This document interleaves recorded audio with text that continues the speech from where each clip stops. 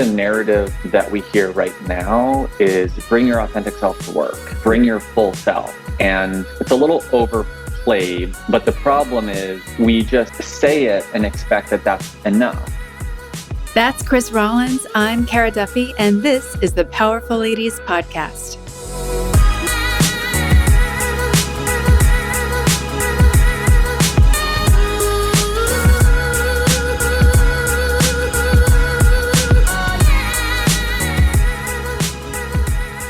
I miss having my engineer with me when I recorded because it made it so easy for me to focus on doing the things that were necessary to get the podcast going. Like I had a whole conversation with Sydney, the amazing PR person out of New York. I don't know if you listened to that podcast or not, but we were talking about having to be both the producer and the talent and knowing when to switch our mindset. And I honestly would love to kind of start there with you of how do you pivot between being CEO and business owner to talent? And before we jump into that conversation, let's tell everyone who you are, where you are, and what you're up to. Cool. I'm Chris Rollins. I'm a keynote speaker and leadership coach and community builder. I'm in Tampa, Florida, where I've been for the last 2 years. I'm a New York native, but moved down here with my partner who's from here originally. And what I'm up to is, honestly, right now, I'm speaking to a ton of organizations, which totally lights me up, talking about creating safety, building trust in a world with little of both, especially for underrepresented folks, and just helping organizations develop more inclusive, human-centered workforces. And it's Pride Month, so I'm busy going to events and networking and doing both virtual and in-person talks. And it's an exciting time in my business for sure. Well, so you do have to jump regularly between being CEO and being the talent. You had an amazing video that you shared the other day that I commented on. Amanda on my team mentioned, the video, for those who haven't seen it and who aren't following you on Instagram, they should immediately. It was a video of you physically and mentally preparing before you go and do a talk. And so what is that whole process and why did you decide to share it? Well, luckily, I've been trained by some awesome coaches. Obviously, you're one of my coaches, but I also work with professional speaking coaches and I'm in some groups with folks who have been doing this for a long time. And, I've just learned that you have to take your work really seriously. And as the talent, I do take it really seriously when I show up to a talk to really get in the right mindset. And I just wanted to give a peek sort of behind the curtain around that. And, I grew up as a very competitive golfer.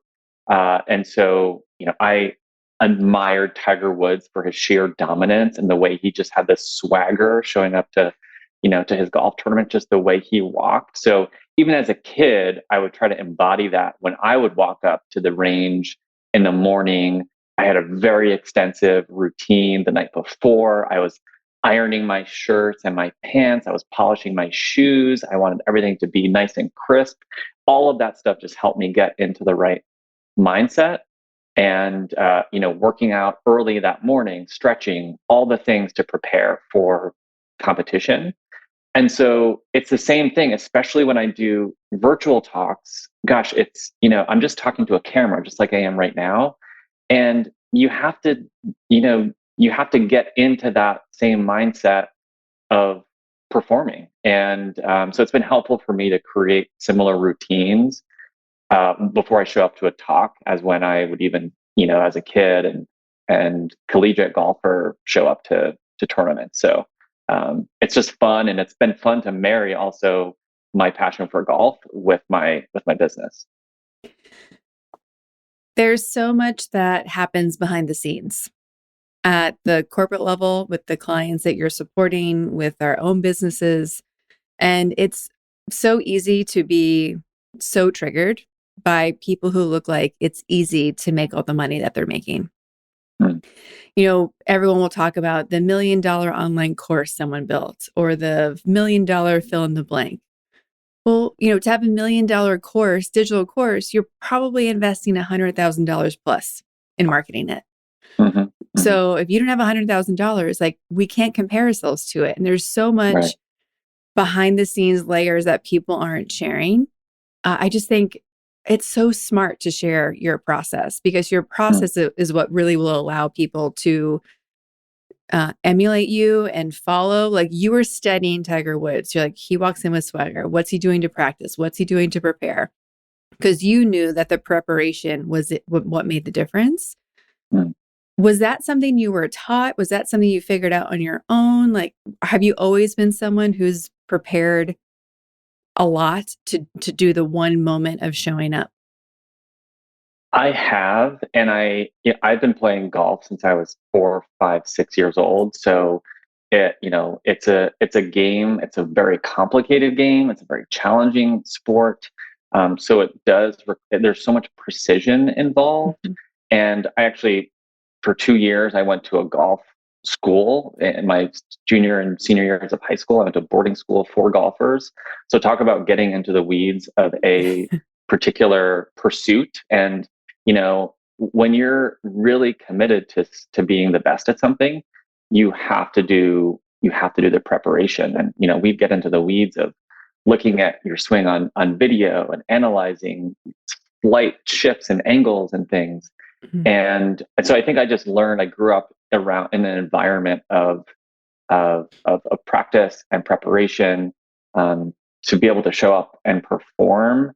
And honestly, I think throughout my corporate career, I didn't do that as much. It's a Mhm. lot easier in corporate, to show up and get the work done.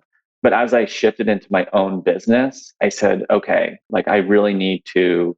It's on me now, right? It's fully Yeah. on me. I need to show up and do it. And so the preparation piece of that is something that I'm really trying to incorporate more and more into my own work. And just the performance when I go and give a talk is a really key moment where I'm very particular about how I Mhm. prepare. You're also someone who has been really wise, I think, in gathering mentors, excuse me, gathering mentors and coaches around you to help you go to the next level that you can't see yet or haven't had access to yet. Does that also come from the sports and golfing background, or do you have family members that are always advocating this type of like methodical preparation? Like, I know you've had golf coaches forever since you were 4, but when did you start applying that to whatever else you wanted in life? Yeah, I think it's both. Like I remember my dad, when I would come to him, what if I was struggling with something personally and want to have a conversation about it, he'd say, he'd support in the way that he could, but he always say, I'm not an expert at this. So like maybe you should go talk to this person, or, there's probably therapists that you can talk to that will provide you better answers. Mhm. He was very humble in the way that he supported me in that. So there was always this invitation to seek out the right types of people. And you've talked recently about, I think there's like the 8 people that you need to have in your life Mhm. as a business owner. And one of them is as a mentor, someone who is at the place where you want to be in your business, who's kind of done the work. And so I've been really fortunate to have sort of attracted some of those people into my life. There's a speaker, his name is David Stillman, who I am just so grateful to have in my life. He has so generously shared his wisdom, his time, his input into me and to what I'm doing, and all from a place of generosity and Mhm. love. And we really do need that. And so surrounding myself with experts and coaches is, gosh, it's the only thing that keeps me going, because there's a lot Yeah. of inertia that keeps you where you are. Well, and it also leans on the community of people who are relying on you. Mm. I really relate to how you've taken sports into business. I was also a college athlete. Like, I forget how ingrained it is in me to do things you don't want to do them again, to do them first, to keep making every piece better if you can. to do assessments, to do the replay. Like, how did it go? What did we learn? Okay, how do we adjust practice the next time? What's missing? Do we need to add in a mobility program? Like, there's so many. If you're on a path for excellence, it shifts how you're looking at every moment, because it's not, I mean, obviously we both love winning. That's not right. I'm not going to take that away. But we aren't looking at every game as it's like win or nothing. It's win. And there's so much knowledge that we have to make sure we're gathering along the way. Otherwise, we're going to miss the core piece that's going to shift what happens. And I think it's really interesting that you've created this ripple effect program, which I want to get into because I think it's so needed in the corporate world today, especially in the US. And so much of that is about listening and paying attention to every interaction you're having and asking, how can it be better? How can it be more intentional? How can it produce the results that we really want personally and professionally? And there's just a lot of people don't have access to that awareness, to that, whether it went well or it went badly, like to pull it for all the knowledge that you can have.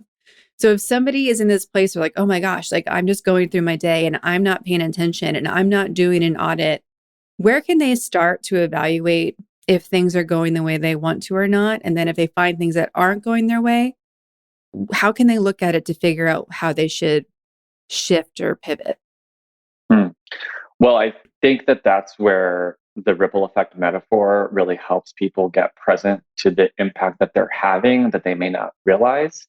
And the metaphor that I use is this idea of a pebble, and that every single one of us is a pebble, and everywhere we go, we're creating ripples. And every single conversation we have, every interaction inside our organizations, every time we give a piece of feedback, every time you host a meeting, every time you lead a one-on-one, all of that, everything you say and everything you don't say is creating ripples. So it's about getting present to the impact that those ripples are having on other people. And I think one way you can do that is, one, by acknowledging that that's how that's happening, first of all. And second of all, by asking the people around you, what sort of impact are they feeling from your leadership, from how you're showing up. And my whole thing around creating workplaces that are more inclusive and human-centered is, how do we first start by creating a foundation of safety? And a lot of how we do that is leading with vulnerability and sharing more of ourselves so that people have permission to do the same. I want to dive into that, because when you hear about workplace safety, you're thinking OSHA, you're thinking, practicing fire drills, you're thinking about, is my chair the right height ergonomically from my desk?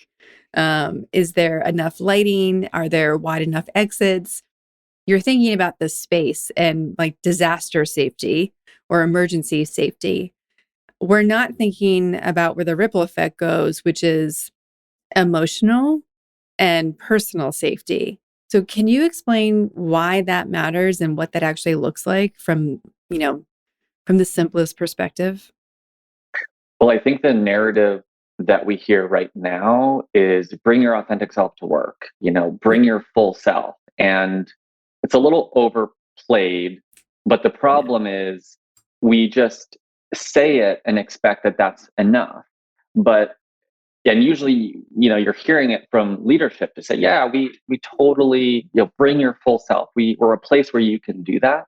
But especially if you're someone who's in an underrepresented community, if you're in the LGBTQ plus community, if you're a community of color, it's not always that simple to just show up as your full self, because the systems and the way that the organization is set up, the rewards may not actually allow you to show up that way. And so that's the message that I share with leaders is, you as a leader and as a pebble, your pebble might be a little bit bigger and creating a little bit more force, and those ripples are extending a little bit further. So it's even more important for you as a senior leader, especially, to think about the safety you're creating for other people, and creating a space where you show up with vulnerability, with kindness, with empathy, curiosity, and humility, if you can practice those skills over and over and over again, you're going to start creating a space where people feel more safe, more seen, more heard. And over time, that is going to build trust and connection. And it's going to help everybody move forward faster in a way that then allows and empowers people to show up as their full selves. Well, and even in a humorous approach, right? If a leader says, show up as your fullest self, you're like, my head just fills with all the reasons why anyone would say no. Like, I can't tell you I have 15 cats. I can't tell you, that, like whatever's like I'm a LARPer on the weekends. Like, everyone has weird things about them. And everyone has things that they know certain groups of people wouldn't relate to. And if you don't feel related to, you're like, no, we're going to keep that real quiet. Even things that every American deals with statistically, like I can't tell you I have credit card debt. I can't tell you I'm stressed out about my, parents being sick or whatever the thing is. Like I grew up in a really interesting corporate space where there were women leaders by the time I was going through corporate land. But what women leaders were told to act like was just clones of male leaders. Right. And I remember being like, it was so disappointing that the female leaders I had throughout my career were far and few between. And they, like the ones who were great, were extraordinary because they were just ignoring all the rules kind of at the time of how they were supposed to show up. And I'm so glad that I got to witness people who were doing it in a much more humane, practical way. But I also dealt with things like being 24, working my ass off in a large corporation and being told like, you have to stay late because you're single and don't have kids. They have to go home. And I was like, fuck you. I'm never going to have a family if I can't leave. Like, this is ridiculous. Like, great that we're now supporting people who have families, but what if, like, we just need to support the people. And so it was a really interesting period to go through, but similar to how I grew up in the sports community, like there's no crying in sports. There's no crying at work. You leave your shit at the door. You walk in, you handle things, you leave. I've never been somebody who's separated my communities. So many of my best friends that I have today are through different work environments. And it's a big struggle that a lot of clients talk about today of there being these stereotypes between different generations of what it means to show up at work and be a performer, what it means to be compassionate. And everyone is so concerned about being a bad leader and a bad boss. And they also have triggers. They're like, I don't want to deal with someone coming into work every day and there being drama, and that's why they can't get the job done. And I'm like, well, that's not a generational thing. That's a coaching opportunity. Right, exactly.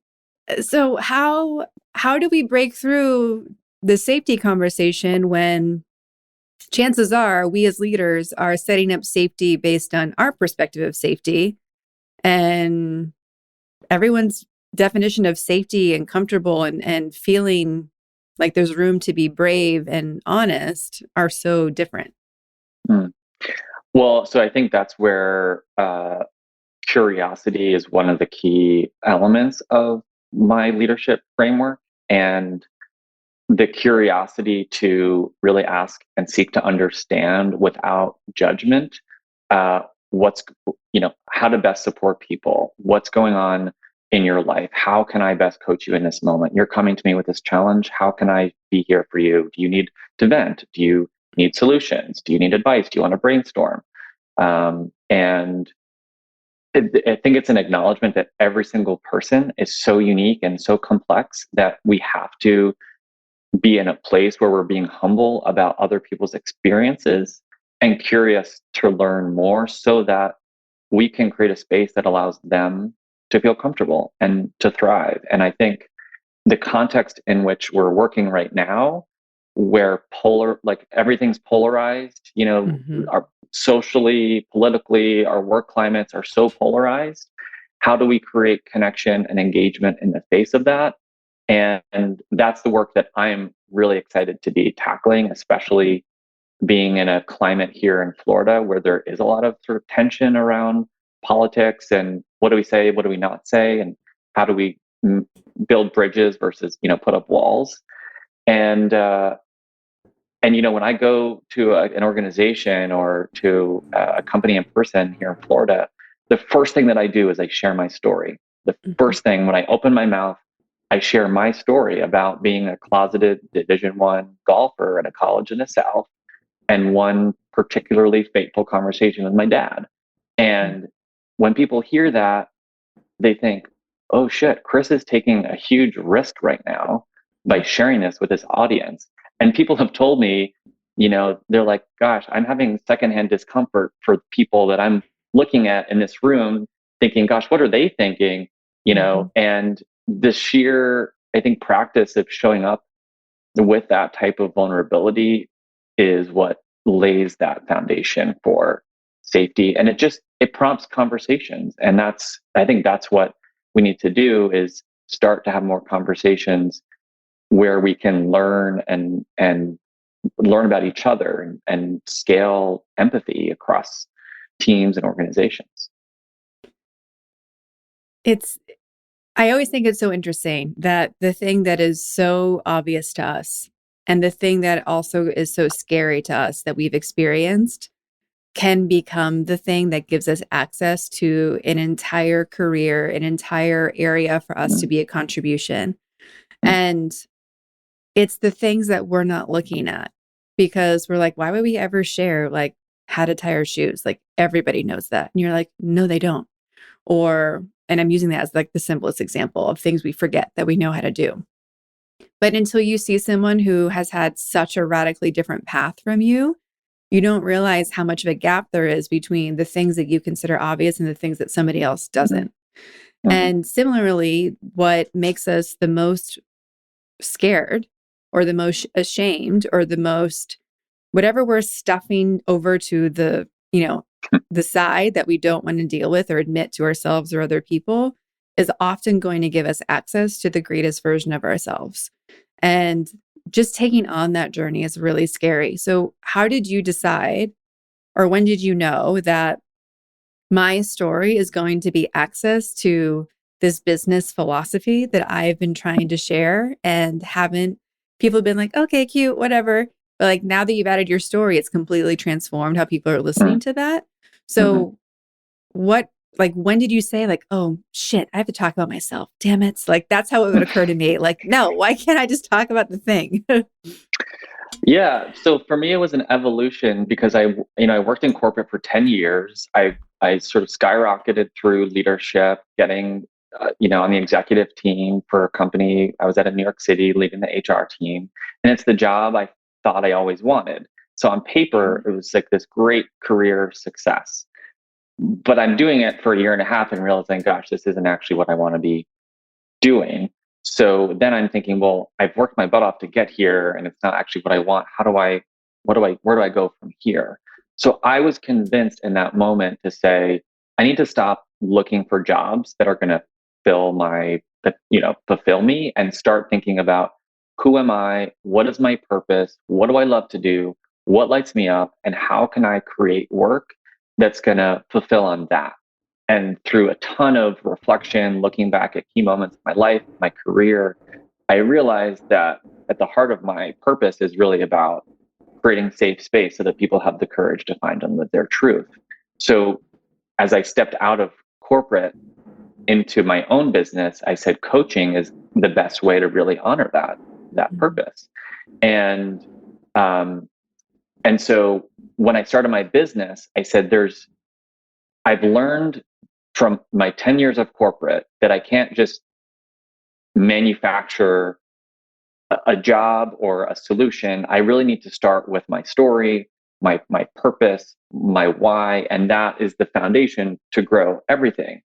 And so there was not so much reluctance, but just sort of like curiosity around how is my story relevant. And I think that's the work that I've been doing the last several years to get really clear on, oh yeah, that pivotal moment, my experience coming out and my journey through all of that sort of self shame and fear is a really powerful tool to unlock people's possibility for themselves. And I thought to myself, well, why is my coming out story, why is that helpful or valuable or relevant to other people? But it's not about the story, it's about how people see themselves in their story and what it unlocks for them. And so that's been really magical in my experience sharing that with other people. And it's so cool to see people come up at events afterwards and say, I'm from a really conservative family and country, and my daughter's gay, and I really struggle with that. And I'm listening to your talk, and I'm realizing there's conversations I've had in the past that probably created bad ripples, and so it's just like I said, creating a conversation, which is what I want. Mm-hmm.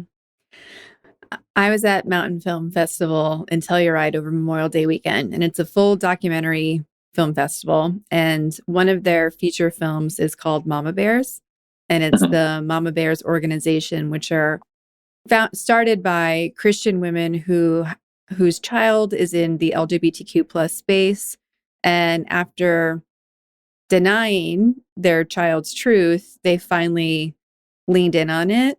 And by doing so, many of them were abandoned by their churches and their families. And so they started coming together to be like, no, like this is the opposite of what Christianity is supposed to be. Like we're supposed to Mm. be loving people, especially our children. And we're supposed to be making space for people. And now they go to tons of pride events. They're the ones wearing the get a hug from a mom or a hug from a dad t-shirts. They're now volunteering to go to weddings. If your parents won't go, they'll stand in for Oh them. wow. Like the entire audience was crying. Mm. And some people you heard just heard like doing the sniffles. Other people were like losing their shit. Mm. And it was such an inspiring, moving movie. I cannot wait for it to be released into a broader audiences once it kind of goes through the circuit. But it just speaks to the fact like they're creating exactly what you want corporations to create, just a safe Mm. space for people to just be able to show up and just get a hug. Like, Mm. I just need a hug. Like, I don't need Yeah. anything else. And I just need to be able to sit down and not be impacted and not to feel bad about existing. And it's embarrassing. Like, I'm embarrassed on behalf of our country that we've like abandoned the idea that we take care of each other and that we are good neighbors at a minimum. And it just all of this feels like it fits together. And with the climate that you mentioned earlier of how divisive certain parts of the country are, I do feel like things have been shifting more rapidly recently. And we're not in a place where everyone's still talking and still Mm. in a place of acceptance of people. And there's a stereotype perhaps that large corporations are also leaning left or right in different spaces. So how are you approaching all companies to share this story? And do you ever worry about being in an environment where you're sharing your story and this philosophy with the corporation and what they're going to, like, are they going to receive it? Your question comes at such a funny time because I just gave my talk to the Tampa Chamber of Commerce here, and one of the folks in the audience owns 13 different auto repair shops. And she saw my talk. She was already thinking about, she's planning this retreat for all the leaders and managers of her businesses.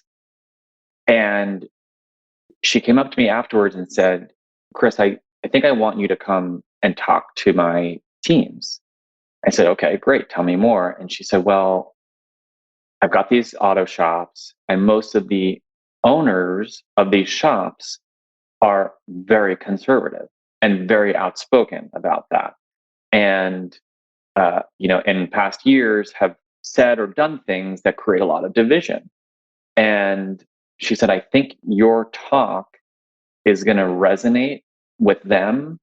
And I want to bring you in to just to start a conversation about this and to get ahead of 2024 when things are going to get even more politically charged. Mm-hmm. And I'm terrified. I'm going to go into this retreat and talk to 30 people who, may completely disagree with my way of living. I really Mm-hmm. don't know. But one of the messages that I share in my work is that we have to stop creating stories about other people before we get the chance to meet them. And Mm-hmm. I was at a training seminar recently with about 30 other business owners, all there to work on our personal stories. And one by one, they were getting up to share their personal stories. And very quickly, I realized that many of them don't have the same political beliefs as I do. Many of them don't have the same religious beliefs that I do. And many of them don't think about leadership the way that I do. And it's getting closer and closer to my time to share my story, a very vulnerable personal story about my experience in college. And I'm thinking, gosh, I don't know if I want to if I want to do this. I don't know if this room is safe. But I realized after hearing their stories that my concerns about religion and politics and our differences just melted away because I was just connecting with them as human beings who'd all Mm-hmm. faced challenges and obstacles, highs and lows, frustrations, all the things that we can relate to. And so suddenly I almost don't even care about, where they're from, who they voted for, or what they believe, because it was a really precious moment of connection Mm-hmm. that they were inviting. Uh, and that's, I think, the feeling that I want, the listeners and the people I work with to create with their people, and the vulnerability that they can apply at their companies, regardless of who we are, who we love, what we believe, etc. There are opportunities for connection, and it starts with us, Mm-hmm. showing up, jumping in, vulnerability first, even when it may feel really scary. How are you preparing yourself for those moments? Like, Oh, because I'm equally moved by your courage, and I'm moved by these stories of hearing this woman be like, you are the answer to like helping me open up my team. And then I'm also like, well, do you need me to come? Do you need a bodyguard? Like, do you just need me to like be there next to you to make sure that like you got this? You're not alone. Like, yeah. I'm feeling both things. And like, Mhm. how do you prepare to walk into a room where you don't know if you're going to be received and know that you have to do it anyway? Yeah. It's such a good question. I have been fortunate to where I haven't had someone or, any sort of instance where I feel threatened per se. But I've played all the stories in my head. I've played it out, Mm-hmm. and I'm I'm sure that it will happen. And I think the thing that I try to remind myself is to stay curious. Like I'm not someone who's going to clap back and come back with aggression and try to shut you down. Mm-hmm. I'm going to stay super curious and try to understand. And if someone in the audience, for example, stands up and says, Chris, I think what you're telling us is absolutely disgusting. And, this is not appropriate, or I completely disagree, then I'll say, you know what, I really, took a lot of courage for you to stand up and share that from this room of people. So we actually have a lot in common. Thank you for sharing that. And, maybe I'll talk to him after and really get to understand what's going on there. But, you know, luckily, I think doing this work of sharing my story has strengthened my sense of self, and how I show up in my business every time I do it. It builds on itself. And I think that's what all business owners, all Mm-hmm. leaders really need to develop, is that, like, what is your story, and standing firmly in who you are, because everything sort of collapses if you don't have that strength to Mm-hmm. show up. And it's a journey for sure. Yeah. And are you is it having a strong family foundation? Like, are you journaling about things? Are you maintaining like your physical and mental fitness so that you're the most prepared you can be? Because even if it's an environment where people are excited to hear you talk, Mhm. it still requires such bravery to get on stage and to be the center of attention. And I'm Mhm. thinking about everyone listening who is like, oh, geez, like I can't talk in front of my team Mhm. of 30 Mhm. who I think like me. And like, like, what tips can you give someone to start speaking up and start speaking proudly about the work they've done or who they are, or even just their great ideas? Well, first I'll say that I wasn't always this way.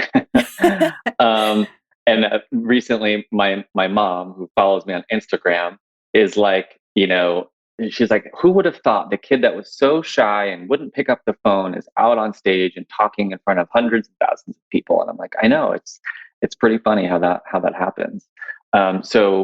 Like many things in my business, I never saw myself here. I never saw Mhm. myself on stage, but I absolutely freaking love it.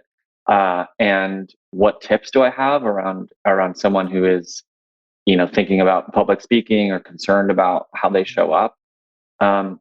What my coaches have told me a lot is that it's not really about you, it's about your audience and it's about the Mhm. people that you're there to serve. And so the more that I am able to connect with the audience and connect with my message in a way that's this is about the impact I'm having and how I'm supporting these people.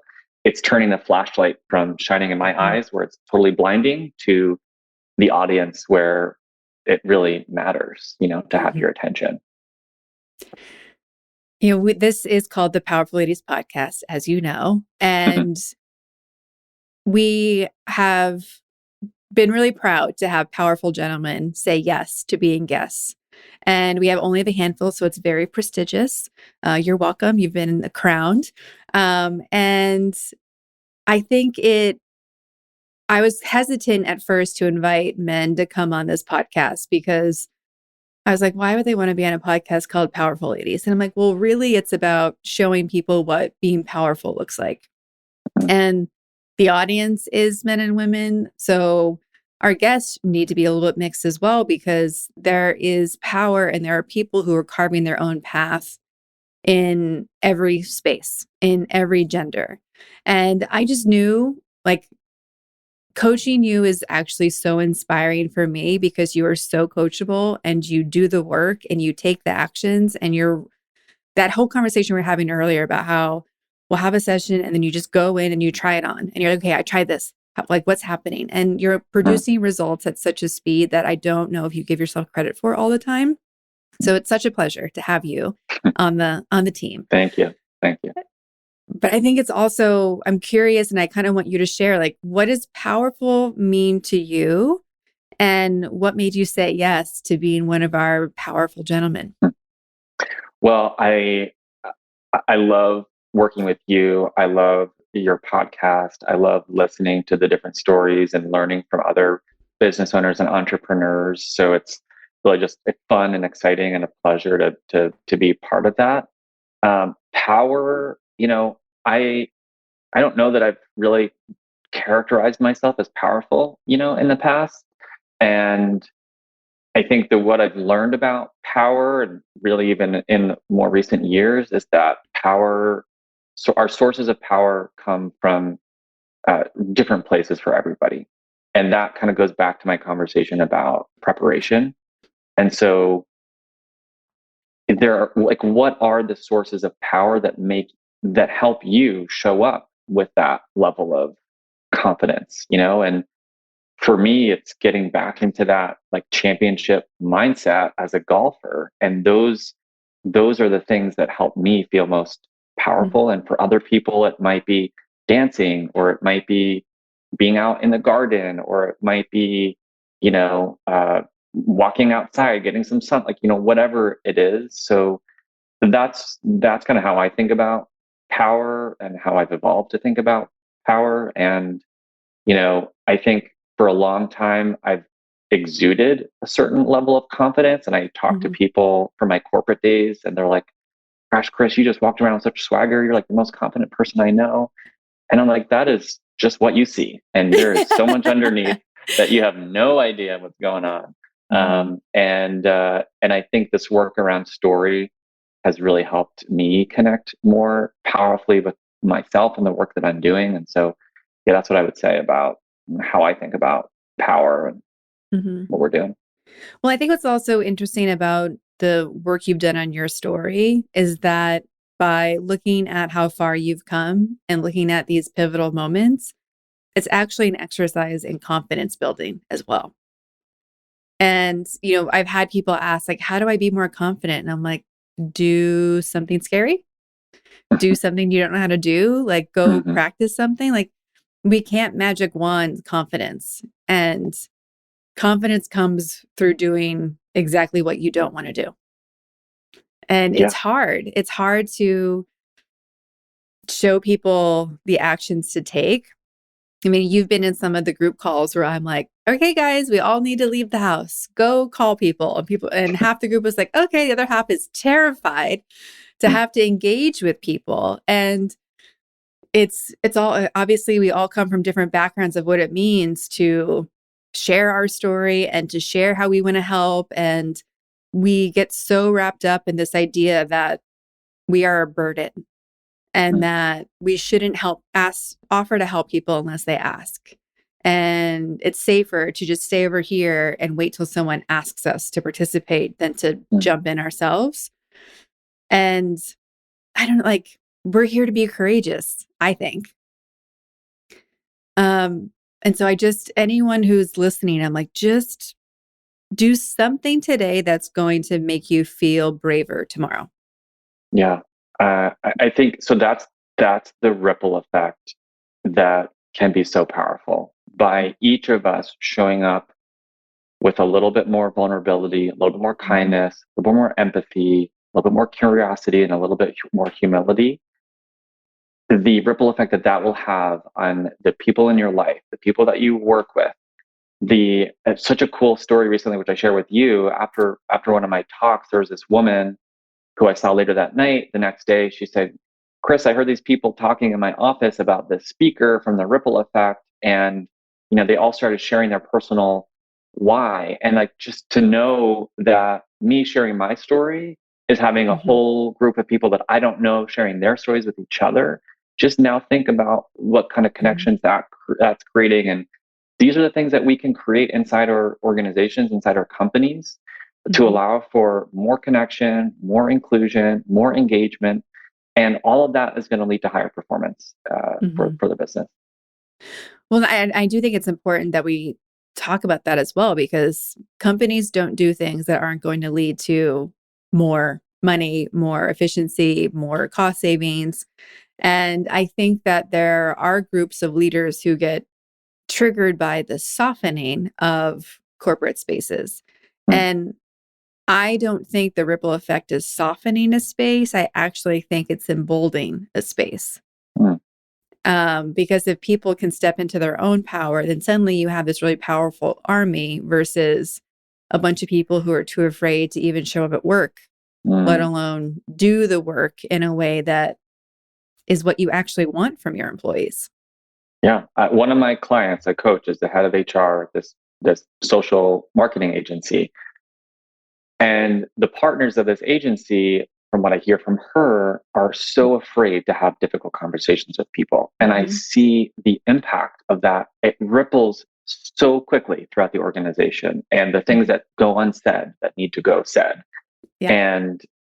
And what my client is doing so well is coaching them and showing up and modeling herself the difficult conversation that needs to be had. And that's what people ask me is, well, if the leadership isn't doing it, what can I do? How do I show up in that? And the answer is, you do it too. Like, you model what it means to be vulnerable. Hey, this is a scary conversation for me to have with you, but I think it's really important. Here's what's going on. Let me share. And there specifically, she's implementing what she called a high performance culture. And I'm like, tell me more about that. And she said, well, we're creating a culture of high performance, but our stance is that everybody needs to be able to show up fully as themselves in order for them to perform at a high level. So they're just baking it into the design, into the definition of what it even means to be high performing. And I freaking love it. Well, and from a super practical perspective, if you want someone to show up and do any task or do any pitch, right? They are going to show up with the 80 million things that are in their brain. I need to pick up the kids later. I didn't do this. The laundry's not done. Like our brain, there's so much decision fatigue. And so our brain is full of all the things we're worried about, small. And then we layer on bigger things. It's like that jar where you show like how much room do you have? You fill it with big rocks and you're like, oh, the jar is full. Then you put pebbles in. Oh, now it's full. Then you put sand in. Oh, now it's full. Then you add water. You're like, okay, now it's really full now. But there's always layers of what we're being occupied with. And when people are occupied with what they can't say, we're completely wasting or inefficiently using their brain power to be focusing on what they should be saying and what they could be doing. And just the simple giving someone the space to brain dump for that moment or to know, like, I don't have to worry about that here.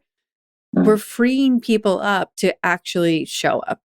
And I really hope that every organization on the planet hires you to give this talk because it's really allowing just the baseline, more efficiencies and more people to show up the way you need them to at work. But it's creating a culture that we need in general for humanity to actually be supportive and thriving and being a team versus being a bunch of individuals who are trying to hide things and protect things that they don't need to spend time doing. So I love the ripple effect. I'm so thankful that you were a guest to coming and sharing your story. For everybody who wants to find you, follow you, have you come and talk at their organization, where can they do that? They can go to my website, which is chrisrollins.me. chrisrollins.me, and you can find me on Instagram at @thisIsChrisRollins. And we ask everyone on the podcast where you put yourself on the powerful scale. If 0 is average everyday human and 10 is most powerful person you can imagine, where would you put yourself today and where would you put yourself on an average day? Ooh, average day, gosh. Average day is probably like a 6 or 7. Today, feeling like a little low energy for some reason. I think it's been a busy week, so maybe play around a 7. I've got a lot of exciting talks coming up, and part of what we talked about earlier is in the preparation and how do I prepare and take care of myself, and that is not scheduling meetings or calls on days when I have talks. And taking naps when I need to. So those are the things that I try to put in place to help me feel a little bit more powerful when I show up.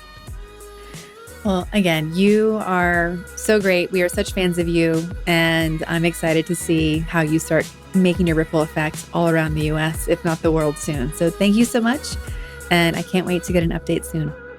Thanks, Kara.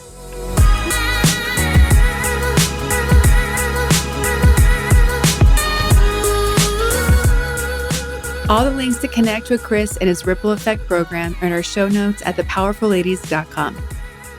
Please subscribe to this podcast wherever you're listening and leave us a rating and review. Come join us on Instagram at Powerful Ladies. And if you're looking to connect directly with me, visit karaduffy.com or Kara_Duffy on Instagram. I'll be back next week with a brand new episode and new amazing guest. Until then, I hope you're taking on being powerful in your life. Go be awesome and up to something you love.